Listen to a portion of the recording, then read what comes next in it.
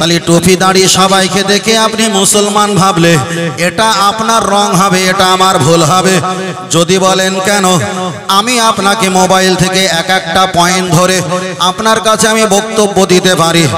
আজকের আপনার কাছে বলছি, ইন্টারনেটে আমরা তো দেখেছি প্রধানমন্ত্রীর কাছে কিছু টুপিওয়ালা দাড়িওয়ালা গিয়ে তারাই ছিল দাউদি বোহরা। দাউদি বোহরা বলে তারা মুসলিম, কিন্তু হানাফি মাযহাবের মসলা হলো যারা দাউদি বোহরা মুসলিম ওরা আদৌ হলো মুসলিম নয়, ওরাই হলো শিয়া। তাহলে শিয়া যারা আছে আমরা শিয়াদেরকে মুসলমান বলে বিশ্বাস করি না, ওরাই হলো কাফির। তার কারণ হলো একটা, ওদের মাথায় টুপি আমাদের মাথায় টুপি, ওদের মুখে দাড়ি আমাদের মুখে দাড়ি। बोहरा जिसका मतलब ऐसी है, बोहरार ব্যাখ্যা হলো যারা বণিক, বণিক মানে যারা ব্যবসায়ী, ওদেরকে बोहरा বলা হয়। তাহলে আমি আপনাকে বোঝাতে চেয়েছি, তাহলে টুপিওয়ালা দাড়িওয়ালা কোনো অন্য কোনো ধর্মের ভাই যদি দেখে বলে এরা তো মুসলমান না, আমার দাদু ভাই এটা মুসলমান নয়, এরাই হলো পরিচিত মুসলমান নয়, ওরাই হলো বেঈমান। যদি বলেন কেন, চলেন এক একটা করে আমি দলিল দেবো, আপনি বুঝে নেবেন। চলেন এক নম্বরে আগিয়ে যাই। আল্লাহ নবী হাদিস শরীফে বললেন, আনা খাতামুন নবিয়্যিন লা নবিয়্যা বাদি, আমার পরে পৃথিবীতে আর কোনো নবী আসবে না, আমি হলাম শেষ নবী। আগার মাগার বালকে কেউ কর নবী नहीं हो सकता, আমার পরে আর পৃথিবীতে কোনো নবী আসবে না। তাহলে কেউ যদি বলে আমরা অন্য ব্যক্তিকে নবী বলে মেনে নিলাম, আপনি বলেন মুহাম্মদ সাল্লাল্লাহু আলাইহি ওয়াসাল্লামকে নবীকে বাদ দিয়ে অন্য কোনো ব্যক্তিকে কেউ যদি নবী বলে স্বীকৃতি দেয়, ওই ব্যক্তি কি মুসলমান থাকতে পারে? এক নাম্বার। দ্বিতীয় নাম্বার পরে বলছে, আল্লাহ যখন ফেরেশতা জিবরাইল দিয়ে আমার নবীর কাছে কোরআনের আয়াত ওহী পাঠায়, ওকে বলা হয় দেখা যায় ওহী আননেওয়ালা জিবরাইল আলাইহিস সালাম আল্লাহ নবীর কাছে ওহী আনতেন। যারা হলো শিয়া সম্প্রদায়, যারাই বলেছে আপনি অকাপড় সংশোধন বিল পাশ করে আপনি ঠিক করেছেন, ওরাই হলো দাউদি বোহরা শিয়া সম্প্রদায়। ওরাই তো বলে মুহাম্মাদের কাছে ভুল করে ওহী নিয়ে গেছে, ওটা তো আলী হুজুরের কাছে আসা দরকার ছিল। তাহলে কেউ যদি বলে মুহাম্মদ সাল্লাল্লাহু আলাইহি ওয়াসাল্লামের কাছে ওহী যাওয়া ঠিক নয়, আলীর কাছে ওহী আসাটা ঠিক, আপনি বলেন তারা বেঈমান না কাফের? তারাই হলো তো কাফের। চলেন আমি আপনাকে বোঝাতে চেয়েছি, তাহলে তারাই হলো কাফের। চলেন এবার এক নাম্বার বলেছি, দ্বিতীয় নাম্বার আগিয়ে চলে যাওয়া যাক। আল্লাহ নবীর দ্বিতীয় সাহাবা হযরতে ফারুক আযম রাদিয়াল্লাহু তাআলা আন, উনি যখন মসজিদে নববীতে ইমামতি করছিলেন, আর কাওমার রাকিন রুকু করছিলেন, আসজুদুলিল্লাহ আল্লাহর নামে সেজদা দিচ্ছিল, কিছু টুপিওয়ালা দাড়িওয়ালা ভেষধারী বড় জুব্বা পাঞ্জাবি পরিহিতা করে পিছন থেকে তরোয়াল বার করে ওমর ফারুক যখন সেজদা চলে গেল, তাকে কোপ মেরে হত্যা করে 3 দিন পরে তিনি দুনিয়া থেকে বিদায় নিয়ে চলে গেল। তাহলে সব টুপিওয়ালা দাড়িওয়ালা মুসলমান নয়, মানুষকে ক্ষতি করার জন্য ওরা টুপি আর দাড়ি আর পাগড়িটা ওদের কৌশলে লাগায়, ঠিক না বেঠিক? ও আমার বাপজিরা, আমি আপনাকে বোঝাতে চেয়েছি, 1-2 নাম্বার বলেছি, চলেন তৃতীয় নাম্বার আগিয়ে যাওয়া যাক। আল্লাহ নবী পাকের মাজার মুকাদ্দাস, নবী আমার হাদিস শরীফে বললেন, ও আমার সাহাবীরা জেনে রেখে দাও, মানজারা কবরিন ওয়াজাবাত লাহু শাফাআতি আও কামা ক্বালা আলাইহিস সালাম, কোন ব্যক্তি যদি আমার মাজার শরীফটা রওজাটা একটা বার দর্শন করে ঈমান হালাতে, ওয়াজাবাত লাহু শাফাআতি, ওই ব্যক্তির জান্নাত দেওয়ার জন্য আমি রাসূলুল্লাহ জিম্মাদারি হয়ে গেলাম। জোরে বলুন সুবহানাল্লাহ। কি কালকের বলবে? মানে হরিকতি আমলকি বড়া অর্জুন কালমেঘ রজনী বিমল তুলসী শেখর শান্তি মোসাবি দিলবার রাকেশ খৈনি রাজা খৈনি কাটা খৈনি কোচা খৈনি খেয়ে কি মুখরুন্দ হয়েছে নাকি ভাই? একটু জোরে বলতে হবে। জোরে আজকে যদি না বলেন তাহলে আর কাল বলে কি হবে? চলেন আমি আপনাকে বোঝাচ্ছিলাম আল্লাহ নবীর মাজার শরীফ দেখলে নবী বললেন অজাবাত লাহু শাফাতি, ওই ব্যক্তির জান্নাতে দেওয়ার জন্য আমি রাসূল সুপারিশ করবই করব। কিন্তু আল্লাহ নবী বাদশা নুরউদ্দিনকে স্বপ্ন দেখিয়েছিল যারা টুপিওয়ালা দাড়িওয়ালা পাগড়িওয়ালা আমার মাজার জিয়ারত করতে এসেছে, ও বাদশা নুরউদ্দিন এরা আমার মাজার জিয়ারত করতে আসেনি, এরা আমার লাশ মোবারক চুরি করে ওদের দেশে নিয়ে যেতে এসেছে। রসুলের মোহাব্বতের পাগল বাদশা নুরউদ্দিন যখন 15 দিনের রাস্তা অতিক্রম করে সেনা সভাপতি সৈন্য নিয়ে যখন আসলো, এলাকার মানুষ সাক্ষ্য দেয় বালঘুমিও সল্লো না, এরা ভালো নামাজ পড়ে, অয়া শোবো না, এরা রোজা রাখে, অয়া হুদ্দ না, এরা হজ পর্যন্ত করে, এদেরকে আপনারা মারবেন না। কিন্তু শেষ পর্যন্ত নামাজের মশাল্লাটা যখন তুলেছে বড় একটা গর্ত, ওই গর্তটা আমার রসুল পাকের মাজার মাকাদ্দাস পর্যন্ত পৌঁছে গেছে। কিছুদিন সময় পেলে ওরা কবর জিয়ারাত আর টুপি দাড়ি ভেস্টটা সামনে রেখে মানুষকে দান খয়রাতটা সামনে রেখে আল্লাহ নবীর লাশ মোবারকটা নিয়ে চলে যেত।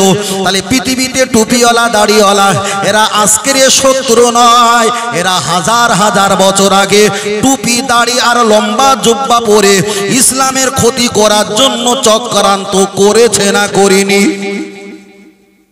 আমার কথা বুঝতে পারছেন ভাই? আল্লাহ আল্লাহ।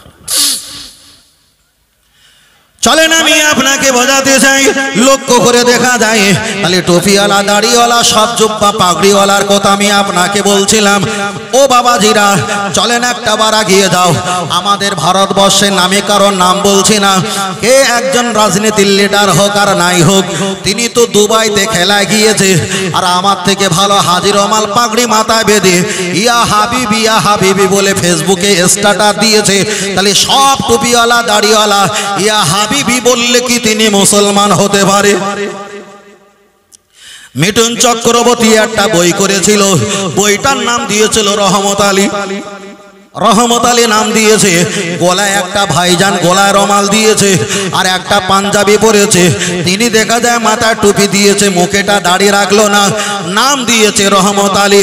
আপনি বলেন মুখে দাড়ি না রাখলে, মাথায় টুপি দিলে আর একটা রমাল গলা জোড়ালে আর পাঞ্জাবি আর পায়জামা করলে, রহমত আলী নাম দিলে সত্যিকারই কি মুসলমান হওয়া সম্ভব? চলেন আমি আপনাকে বোঝাতে চেয়েছি, আজ থেকে কয়দিন আগে একটা মিটিং হয়েছিল আর মিটিং এর ওখানে বোরকা পরিহিতা কিছু মুসলমান নামীয় বলে স্টেজে তুলেছে। ক্যামেরাওয়ালা ম্যান যখন ক্যামেরা করেছে, হাতে দেখতে পেয়েছে অন্য ধর্মীয় মানুষদের রীতিনীতি হাতে পরা থাকে, সেটা ক্যামেরা ধরেছে। তাহলে বোরকা পরে মুসলমানকে যদি ক্ষতি করার চক্রান্ত হয়, আপনি কি বোরকা দোষ দেবেন? চলেন আপনার কাছে আর একটা কথা বলতে চেয়েছি, ও বাবাজিরা ভালো করে খেয়াল করে দেখবেন, আগিয়ে চলে যাওয়া যাক। তাহলে টুপিওয়ালা দাড়িওয়ালা সব কিন্তু মুসলমান নয়, আমি আপনার কাছে প্রমাণ করতে চেয়েছিলাম। আগিয়ে চলে যাওয়া যাক। আপনারা যারা পুলিশ বাবু আছে তারা ভালো বলতে পারবে, যাদের ড্রাইভিং লাইসেন্স নেই, কাগজপত্র নেই, ওরা রাস্তা দিয়ে ব্যবসা করে যাওয়া আসা করার জন্য আমাদের মতো একটা হাজি রমাল তারাও বগলে একটা গলা জড়িয়ে রাখে, বোঝা যায় কোনো ইমাম যাচ্ছে, ইমামের নাম সামনে রেখে ওরা ফাঁকিবাজ পালিয়েছে। এটাই তো মুসলমানের কলঙ্কিত করা হয়, ঠিক না? আর ঠিক ও হারাম করে জীবনে হাজির রমাল দেয় না। যে দেখবে রাস্তা নাকাচাকিন চলছে, নেই কোনো ব্লু বুক, নেই কোনো ড্রাইভিং লাইসেন্স, নেই কোনো অথরিটি, নেই কিছুই নেই, ও তখন একটা হাজি রমাল গলায় নিয়ে বাইক চালাবে, দুই দিকে হাজি রমালে কানা ঝুলবে। কেউ দেখে মনে করে মসজিদের ইমাম সাহেব আছে, তা ছেড়ে দে, আসলে তো ইমাম সাহেবের ভেষ ধরেছে, আদৌ কিন্তু ওমাল ইমাম সাহেব। আমি কোন লজিকে বলছি বুঝতে পারছেন ভাই? একটু চলে না খেয়ে যাই। ও আমার ছেলেরা, জানান যুবকেরা, আমি আপনার কাছে একটা হাদিস পড়েছিলাম।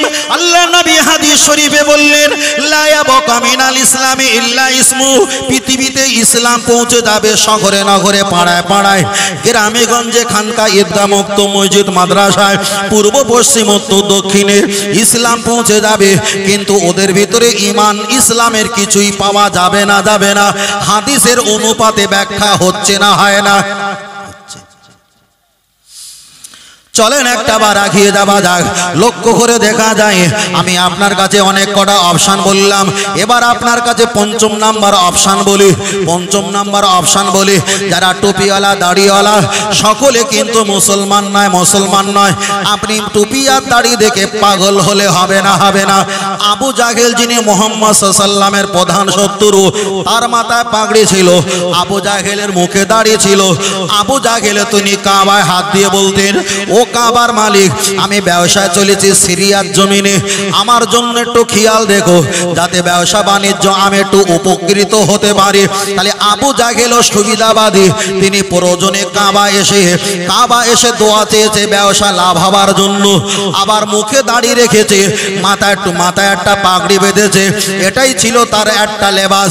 কিন্তু খোলে খোলে মুহাম্মদ সাল্লাল্লাহু আলাইহি ওয়াসাল্লামকে সবচাইতে বড় নির্যাতনার কষ্ট দিয়েছে। চলেন আমি আপনাকে বোঝাতে চেয়েছি, তাহলে পৃথিবীর মানুষেরা যখন কোনো সুযোগ না পায়, মুসলমানের নামটা সামনে রেখে ওরাই কিন্তু সুযোগ পায়। বললে হয়তো খারাপ লাগবে, এমনই আছে নিজের ধর্ম স্থান নিজেরাই ভেঙে আমাদেরকে আবার চাপিয়ে দেয়। আমি আপনার কাছে একটা বার বলছি, পৃথিবীর জমিনে হানাফি মাযহাবের ইসলামের মাসলা হলো, আমি যে জামাটা পরেছি এই জামা যদি ১৫০০ টাকা দাম হয়, এতে যদি ১ টাকা হারাম থাকে, নামাজ কি হবে? নামাজ হবে না। আমি একটা ঘড়ি কিনেছি, ধরে নেন ১৩,০০০ টাকা দাম, এটা যদি দোকানদারের কাছে ১৫০ টাকা বাকি থাকে, আমি যদি আপোষে মিটিয়ে না নেই ১৫০ টাকা বাকি থাকলে এই হারাম বস্তু গায়ে রেখে নামাজ হবে না। আপনি যে কারেন্ট চালিয়ে আপনি সাবমার্সিবল টিউবওয়েল পানি ব্যবহার করছেন, যদি আপনি মিটারের পয়সাটা যোগ্যভাবে যদি না দেন, ওই মিটারের পানিতে উজু করলে আপনার উজু হবে না। আপনি যে জায়গাটায় বসে আছেন, আল্লাহর ঘর, আপনি মসজিদে আছেন, যিনি জায়গা দিয়েছেন উনি যদি ওয়াকফে লিল্লাহ, যার ব্যাখ্যা হলো আল্লাহর উদ্দেশ্যে জায়গাটা যদি দান করে দেওয়া হয়, ওই মসজিদে নামাজ হবে।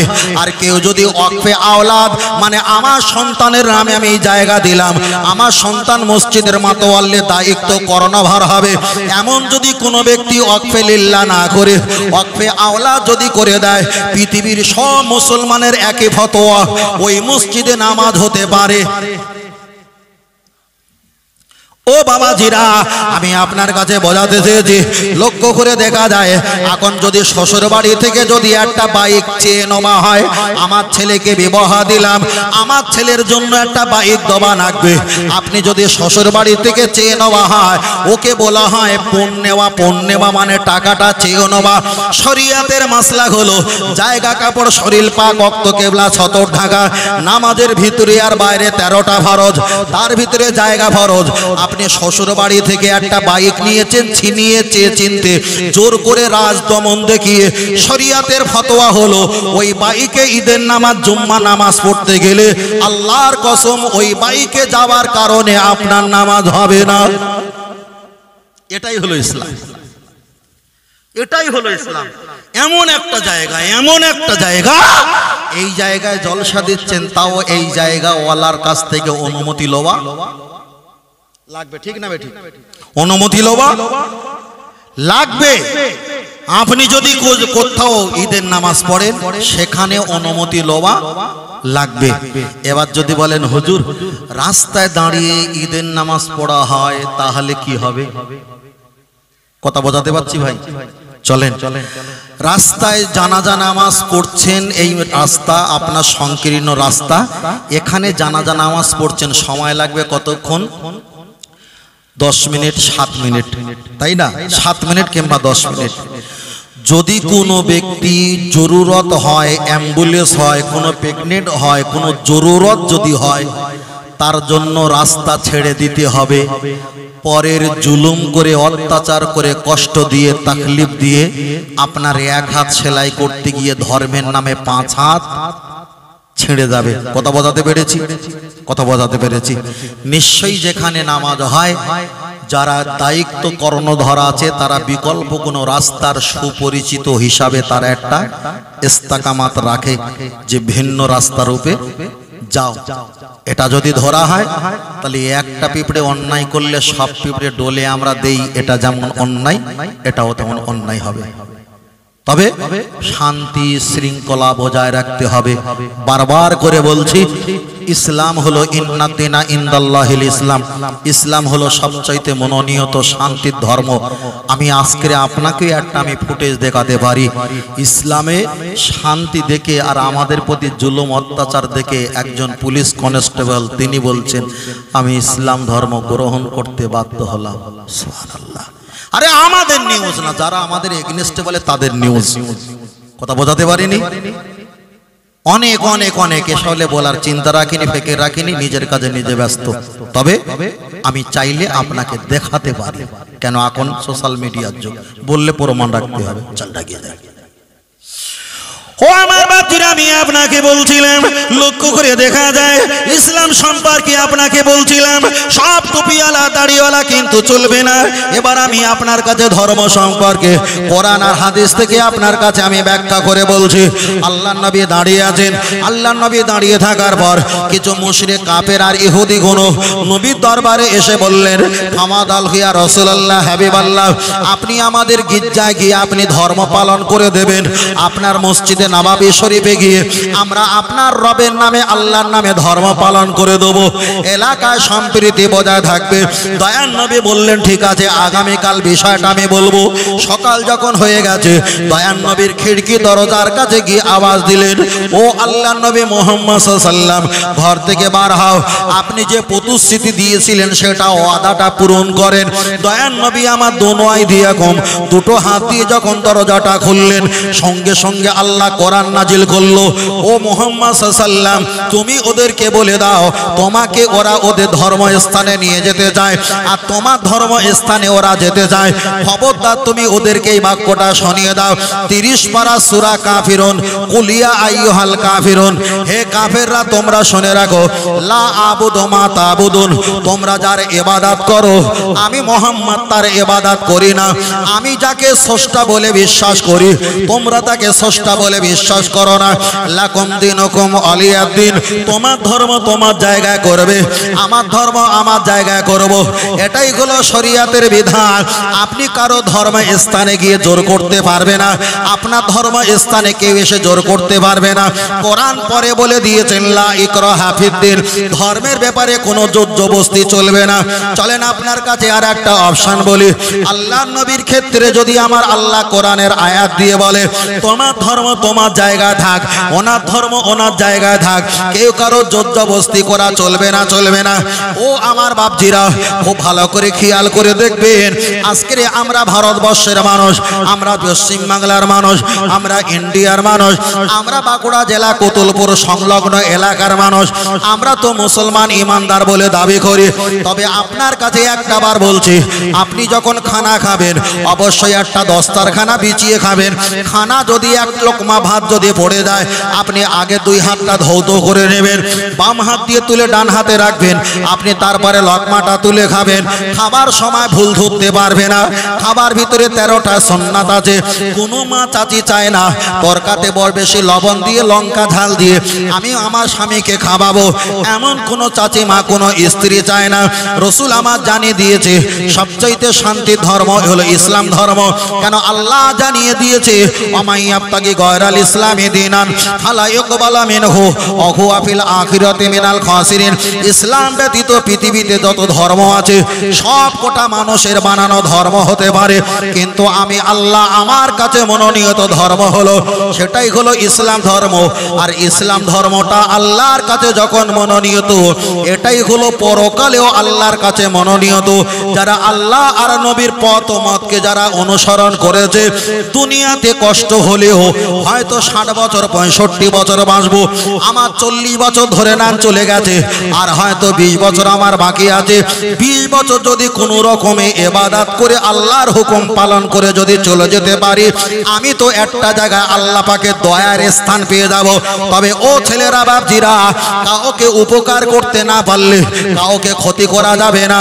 আপনি সাত থেকে লাফ মারছেন আর আমি আপনাকে বলবো আই লাভ ইউ, এটা হতে পারে না। তাই আমি আপনার জামার কলার কলারটা ধরে বলছি, আপনার ধর্ম আপনি নিজে নিজে করেন। আপনার মেজাজ যদি ভালো হয়, আপনার পোশাক যদি ভালো হয়, আপনার আচরণ যদি ভালো হয়, আপনার আখলাক চলাফেরা রীতি তাসদিব তামাদুন এগুলো যদি আপনার কাছে যদি ভালো হয়, আপনার যিনি বন্ধু আছে, আপনার যিনি ক্লাসমেট আছে, আপনার যিনি বান্ধবী আছে, একদিন না একদিন আপনার প্রশংসা করবে। আর আপনার প্রশংসা করার বিনিময় একদিন ইসলাম তাদের মুখে শান্তি বলে প্রমাণ হয়ে যাবে। আর একটু জোরে হবে না? কিন্তু হবেটা কি করে? হবেটা কি করে? এখন আমার বাড়ি একটা ছেলে আছে, তা আমি জলসা চলে এসেছি, 3টে বেজে গেছে, ঘুমাচ্ছিল। তো মাকে বায়না ধরেছে, মা আমারও ডিম ভেজে দাও, ডিম ভেজে দাও। তা মা বলছে, দাঁড়াও তোর আব্বাজিকে গুছিয়ে দিচ্ছি, গাড়ি ছাড়বে। তা বলছে, না আমার এখানে ডিম ভেজে দাও। ওনার মা একটু আধা ঘন্টা দেরি করেছে। বাড়ি ছিল আমার সে ল্যাপটপ, আছাড় মেরেছে, চুরমার হয়ে গেছে। কথা বোঝাতে পারিনি। ডিম ভাজতে 10 মিনিট সময় লাগে। আমি খবর নিয়ে দেখলাম ওই ডিম ভাজা হয়নি, বিকাল 5:30টায় ডিম ভেজে দিচ্ছে। ছেলে মানুষকে সহ্য করতে পারে? ও যখন সামনে পেয়েছে ল্যাপটপটা দেশে বাড়ি চুরমার হয়ে গেছে। এখন দোষটা কার ধরবো? দোষটা কার ধরবো? আরে বাচ্চার তো দোষ নয়, বাচ্চাকে বলছে দিচ্ছি দিচ্ছি দিচ্ছি, আধা ঘন্টা যেতে পারে, 1 ঘন্টা যেতে পারে। তাহলে যে বাচ্চাকে নিরহ বাচ্চা, সংখ্যালঘু, সংখ্যায় কম, নিরহ নরম বাচ্চা, হালকা বাচ্চা দিচ্ছি দিচ্ছি দিচ্ছি বলে যখন 5 ঘন্টা চলে গেছে, হাতে ছিল একটা ল্যাপটপ, দিয়েছে বাড়ি। সাংবাদিক ক্যামেরা বলছে এ হলো বাচ্চা সন্ত্রাসী। কথা বোঝাতে পারিনি? কিন্তু আমি কি সন্ত্রাসী? আমার ডিম চেয়েছি দেবে বলে আমাকে 5 ঘন্টা আমাকে কাঁদিয়েছে, দুবার পরেও আমার মা আমাকে ডিম ভেজে দেয়নি। বাচ্চা যখন রাগে যখন ল্যাপটপ ভেঙে ফেলেছে, তখন আমার ভাইপো ছিল, ক্যামেরা করে বলছে তোমার ছেলে সন্ত্রাসী। আদৌ ঠিক করেছে? ঠিক করেছে? আমরা বলছি একটুখানি দাও, তা বলছে না দেবো না। আচ্ছা যদি মাথাটা দাও, বলছে না মাথা আমার বড় সমন্দির খালাতে বোনের ভাইজির মেজে ছেলে চার শ্বশুরের ছেলের বন্ধন মেয়ে এসছে, তিনি খাবে, তা খা। তারপরে একটু ডাকা দাও, বলছে না না না ওটা আমার সমন্দির মেজে ছেলে এসে থেকে খাবে। তা লেজা দাও, বলছে তা হবে না। আচ্ছা তোমরা মাছ খেয়েছো, কাঁটাগুলো ফেলেছো, সেইগুলো দাও, বলছে না আমার বাড়ি একটা পুঁতে বিড়েলের বাচ্চা আছে, সে খাবে। তুই মাছ দিবি নি, মাথা দিবি নি, লেজা দিবি নি, ডাকা দিবি নি, কাঁটা পর্যন্ত দিবি নি। তো পায়খানা করতে গেলে তো কলা বাগানে যেতে হবে, যেতে হবে না? যেতে হবে। এখন কিছু যদি না পাই, মশা হয়ে যদি একটুখানি কামড়াই, তাতে কি খুব অন্যায় করেছি? অন্যায় করেছি যে কিচ্ছু যখন না দিয়েছিস, খেয়ে যখন রক্ত হয়েছে, ওই রক্তটা 1 ফোঁটা খাই। কথা বোঝাতে পারিনি? তাও দেবে কি? আমাদের যা আছে সেটাও নিয়ে নিচ্ছে, দেবে কি? আমরা যদি চিল্লাই, তখন বলে টুপিওয়ালা মাওবাদী আর সন্ত্রাসী বলে চিল্লাতে শুরু করবে। ভাই এ জবানে না বহুত কিছু আছে, শুধু বক্তব্য দেয়নি তাই। চাইলে পাইলে অনেক কিছু করতে পারি, বলতে পারি, কিন্তু ইসলাম আমাকে লাগাম দিয়েছে, বোঝেন না? ইসলাম আমাকে শিক্ষা দিয়েছে, যার কারণে কিছু বলতেও পারি না, কিছু করতেও পারি না, কেন আমি তো ইসলামের অনুসারী। তবে ফের বলছি, চেয়েছিলাম দেয়নি, কিন্তু অপরকে দিয়েছে, অপরকে দিয়েছে। চলে চলে ও আমার বাপজির, আমি আপনাকে বোঝাতে চেয়েছি, লক্ষ্য করে দেখা যায়। চলেন একটা বার এগিয়ে যাওয়া যাক। আমি আপনার কাছে বলছিলাম ইন্নাদ্দিনা ইনদাল্লাহিল ইসলাম, সবচাইতে মনোনীত ধর্ম হলো ইসলাম ধর্ম। আমরা যে মাথায় পাগড়ি বেঁধেছি, পৃথিবীর যত ধর্মগুরু আছে, হিন্দু, খ্রিস্টান, জৈন, পারাসি, শিখ, ইসাই, গুজরাটি, মারাঠি, কুচবিহারি, বিহারি, বাঙালি, যত মানুষ আছে মাথায় পাগড়ি বেঁধেছে। পাগড়ি বাঁধার জন্মদাতা হলো মুহাম্মদ সাল্লাল্লাহু আলাইহি ওয়াসাল্লাম। আমরা যে মাথায় টুপি দিয়েছি, এই টুপিটার জন্মদাতা মুহাম্মদ সাল্লাল্লাহু। আমরা যে মুখে দাড়ি রেখেছি, দাড়ি রাখার জন্মদাতা মুহাম্মদ সাল্লাল্লাহু। আমরা যে দুনিয়াতে ধর্ম পালন করছি, এটা মুহাম্মদ সাল্লাল্লাহু জন্মদাতা না। পৃথিবী শুরু থেকে নিয়ে এই পর্যন্ত এই ইসলাম ছিল, রয়েছে, আগামীতে থাকবে। চলেন এবার আপনার কাছে একটা কথা বলি। আমি যদি মোবাইল থেকে কোনো একটা ধর্মের যদি আমি ধর্মর ঘর দেখাই, ওই বাবা যেটা বলবে বাদা আমি এ ধর্মের কোন ধর্মের ঘর আমি চিনতে পারি না। কেন বা চিনতে পারবে? তিনি তো বছরে 2 বার গেছে, 1 বার গেছে, সেখানে 2 মিনিটের বেশি তাকে সময় দেয়নি, তাকে তো ঘাড় ধাক্কা করে বার করে দিয়েছে। কিন্তু মুসলমানদের মসজিদ যদি পৃথিবীর হিন্দু, খ্রিস্টান, জৈন, পারাসি, শিখ, ইসাই, গুজরাটি, মারাঠি, কুচবিহারি, বিহারি, বাঙালি 3.5 থেকে 4.5 লক্ষ ধর্মে প্লাস যত মানুষ আছে, ওদেরকে যদি মুসলমানদের মসজিদ দেখা হয়, আল্লাহর শপথ করে বলি, এক বাক্যে বলে দেবে এটাই হলো মুসলমানদের ধর্ম পালন করা ঘর। এটা জোরে হবে না সুবহানাল্লাহ? চলেন, 1 নাম্বার বলেছে। 2 নাম্বার আগিয়ে চলে যাওয়া যাক। আল্লাহ যে আমাদের কোরআন শরীফ দিয়েছে, ওয়াইজ কলনা দখলো হাজিকাল করিয়াতা ফকলো মিনগা হাইচো সে তোমরা কথা ওয়াদখলুল বাবা সুজ্জাদাও অকল হিত্তাতুন নাগফির লাকুম খতায়াকুম সানাজিদুল মুহসিনিন। আল্লাহ যে কোরআন আমাদের কাছে দিয়েছে, পৃথিবীতে যত বেদ পুরাণ, ওল্ড টেস্টামেন্ট, নিউ টেস্টামেন্ট, বেদ পুরাণ, বাইবেল, কিতাব, যত রকমের ধর্ম গ্রন্থ আছে, ওদেরকে নিয়ে যে দেখা হয়, কেউ চিনতে পারবে, কেউ নাও চিনতে পারবে। অধিকাংশ হলো ওরা চিনতে পারবে না। কেন? ওরা তো নিজেরাই পড়তে জানে না, পারে না। কিন্তু কোরআন যদি পৃথিবীর যে কোনো মানুষকে দেখানো হয়, কোরআনের ছবি আর পৃষ্ঠা দেখে এক বাক্যে বলে দেবে এটা মুসলমানদের কোরআন। জোরে হবে না সুবহানাল্লাহ? এখানে প্রমাণ হয়ে গেল আল্লাহর কোরআন তামাম পৃথিবীর মানুষের চোখে চোখে আছে। আল্লাহর ঘর পৃথিবীর মানুষের চোখে চোখে আছে। এবার চলেন, আপনাদের বাঁকুড়া জেলায় আল্লাহু আকবার বলে আজান দেয়, একই আজান। আবার বাংলাদেশে আজান দেয়, একই আজান। আবার আফগানিস্তানে আজান দেয়, একই আজান। সৌদি আরবে আল্লাহু আকবার বলে, একই আজান। তামাম পৃথিবীতে যত মুসলমান আছে, আজান যখন দেওয়া হয় আল্লাহু আকবার বলে। ধর্মের মানুষ সব এক, ভাষাগত আলাদা হতে পারে, কিন্তু ধর্ম পালন করার সময় একই ভাষা, একই আরবি জবানে তারা সৃষ্টিকর্তাকে ডাকে।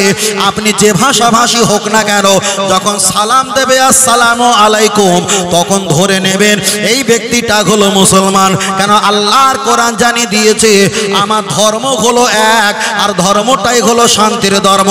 পৃথিবীর যে প্রান্তরে যাবে কেন, কানা হোক, খোঁড়া হোক, অন্ধ হোক, খঞ্জ হোক, আর পাগল হোক, আর লুলো হোক, আর মহারথী হোক না কেন, সালাম যখন দেবে, আজান যখন দেবে, আল্লাহ যখন বলবে, একই ভাষা একই আওয়াজে বলবে, তখন মনে হবে এই ব্যক্তিটা হলো ইমানদার একজন মুসলমান।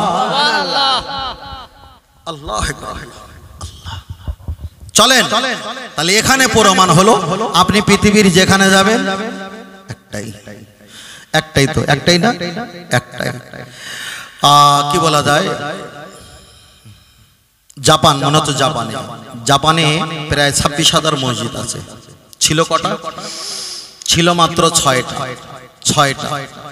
এই 6টা ঠিক 52 বছর পর, মানে 50-52 বছর পর হয়ে গেছে 26,000 মসজিদ। আমেরিকায় আপনি ভালো করে খেয়াল করে দেখেন, সেখানে প্রায় এরকম 44,000 মসজিদ আছে। তার কারণ পৃথিবীতে ধর্ম যখন মানুষ বাড়ে, তখন ধর্ম করার জন্য ঘরের প্রয়োজন হয়। কিন্তু আমাদের এমন একটা সিস্টেম, মসজিদ, মাদ্রাসা, খানকা, ঈদগাহ, মক্তব যদি না পান, ফিল আরদা, পৃথিবীর যে কোনো মাটিতে আপনি যাবেন, সেখানে ওয়াসজুদু লিল্লাহ, আল্লাহর নামে আপনি সেজদা করতে পারবেন, সেজদা করতে পারবেন। যেখানে যাবেন সেজদা করতে পারবেন। কাউকে সামনে রেখে সেজদা করি না, কাবা ঘরকে আমরা সেজদা করি না। ওটা হলো নির্দিষ্ট একটা জায়গা, তাই আল্লাহর নামে সেজদা দেই, কিন্তু কাবাকে সেজদা, কথাটা ক্লিয়ার? নির্দিষ্ট জায়গা আল্লাহর নামে সেজদা দেই, কিন্তু কাবাকে আমরা সেজদা করি না। আমরা মসজিদে সেজদা করি, ইমামের পায়ের কাছে আমাদের সেজদা পড়ে, তবে ইমামকে সেজদা করি না। মুসল্লির পায়ের কাছে সেজদা পড়ে, তবে মুসল্লিকে আমরা সেজদা করি না। আমরা সেজদা যেখানে করি, আমাদের উদ্দেশ্য আর আকাঙ্ক্ষা থাকে কি মহান স্রষ্টার নামেই সেজদা করছি। যদি সেজদা না করতে পারেন, ইশারা ইঙ্গিতে তাও একটু ঝোঁকায়, সেটাও সেজদা বলে আমরা বিবেচিত করে নেই। তবে সেজদা হবে একমাত্র কার? কথা বোঝাতে পারিনি? সেজদা হবে কার? যেখানে সেখানে পাবেন আর মাথা গোড়াগড়িতে গোড়াগড়ি খাবেন, এটা কি ইসলামে বলে? বলে না। কেন? সেজদাটা করতে হবে একমাত্র কার?